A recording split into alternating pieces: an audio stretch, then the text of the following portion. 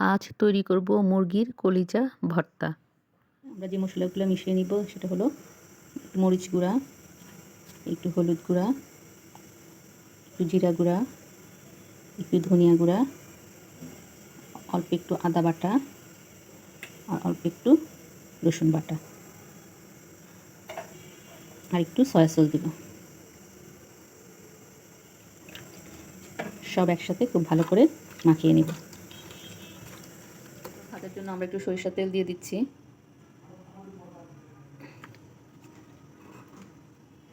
এখন আমরা মশলা দিয়ে মাখানো কলিজাগুলো এটার মধ্যে দিয়ে দিব।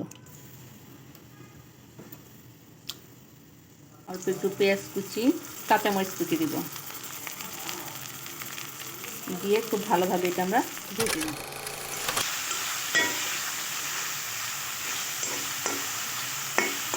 ভাজা মুরগির কলিজাটা দিয়ে এখন আমি ভর্তা তৈরি করব। এই জন্য আমি এখানে শুকনো মরিচ নিয়েছি, লবণ, পেঁয়াজ কুচি আর ধনে পাতা।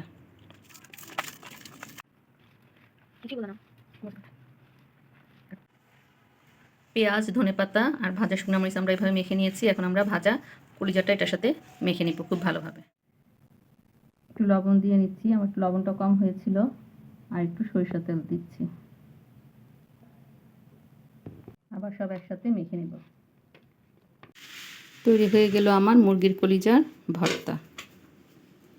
এটা গরম ভাত দিয়ে খেতে অনেক ভালো লাগে।